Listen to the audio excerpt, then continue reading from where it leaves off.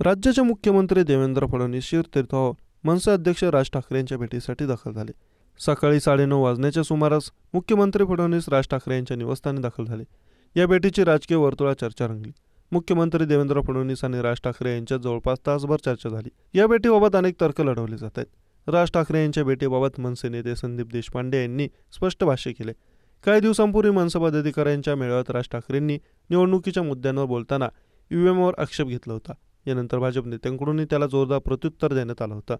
मुंबई पुणे महानगरपालिका आणि स्थानिक स्वराज्य संस्थांच्या निवडणुकीच्या पार्श्वभूमीवर ही भेट महत्त्वाची असल्याची चर्चा झाली. मुख्यमंत्री पदाची शपथ घेतल्यानंतर देवेंद्र फडणवीस पहिल्यांदाच राज ठाकरे यांच्या भेटीला गेले होते. मनसे नेते संदीप देशपांडे यांनी या भेटीबाबत माध्यमांशी संवाद साधला. संदीप देशपांडे यांनी माध्यमांशी बोलताना आजची दोन्ही नेत्यांमधील भेट ही राजकीय असल्याची चर्चा फेटाळून लावली. आज मुख्यमंत्री देवेंद्र फडणवीस आणि राज ठाकरे यांच्यातील भेट सदिच्छा भेट होती. या दोन्ही नेत्यांमध्ये कोणतीही राजकीय चर्चा झाली नसल्याचं त्यांनी स्पष्ट केलं. संदीप देशपांडे यांनी पुढे म्हटले की राज ठाकरे आणि देवेंद्र फडणवीस यांच्यात वैयक्तिक संबंध आहेत. राजकीय भूमिका वेगळ्या असू शकतात, पण वैयक्तिक संबंधांना राजकीय भूमिकांशी जोडता कामा नये असे त्यांनी म्हणत भेट ही कौटुंबिक असल्याचं संदीप देशपांडे यांनी सांगितलं. दरम्यान भाजपचे आमदार प्रसाद लाड यांनी म्हटलं की मनसेच्या काही नेत्यांकडून कानावर आलं होतं की राज ठाकरेंनी त्यांची भेटीसाठी वेळ मागितली असं समजलं होतं.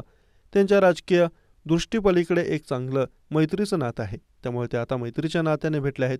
त्यात हे दोन राजकीय नेते भेटणार म्हणजे काही ना काही राजकीय चर्चा होणार, ते टाळता येत नाही. हे कौटुंबिक भेट समजावी असं माझं मत असल्याची अशी प्रतिक्रिया भाजप आमदार प्रसाद लाड यांनी दिली आहे. भाजप मनसे समीकरण जुळवण्यासाठी भाजपकडून अमित ठाकरेंना आमदारकी दिली जाणार असल्याचं त्यांनी म्हटलं होतं. मनसे अध्यक्ष राज ठाकरे यांनी अमित ठाकरे यांना माहीम मतदारसंघातून उमेदवारी दिली होती. या ठिकाणी निवडणुकीआधी शिंदे गटाचे सदा सरवणकर आमदार होते.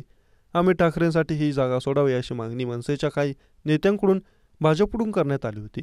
मात्र शिंदे गटाने ही जागा सोडण्यास नकार दिला. त्यामुळे या ठिकाणी शिवसेना ठाकरे गट, शिंदे गट आणि मनसे अशी लढत झाली. यामध्ये मनसेचे अमित ठाकरे तिसऱ्या क्रमांकावर फेकले गेले.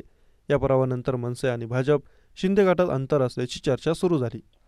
आता आगामी स्थानिक स्वराज्य संस्थांच्या निवडणुकाआधी भाजपकडून अमित ठाकरे यांना आमदारकीची संधी दिली जाण्याची शक्यता आहे. राज्यपाल निर्देशित सदस्य कोट्यातून अमित ठाकरे यांची विधान परिषदेवर वर्णी लागण्याची शक्यता वर्तवण्यात येते. राज्यपाल कोट्यातून 12 जणांची विधान परिषदेवर वर्णी लावण्यात येते. निवडणुकीच्या आधी महायुतीकडून 7 जणांची वर्णी लावण्यात आली होती, तर उर्वरित जागा रिक्त आहेत.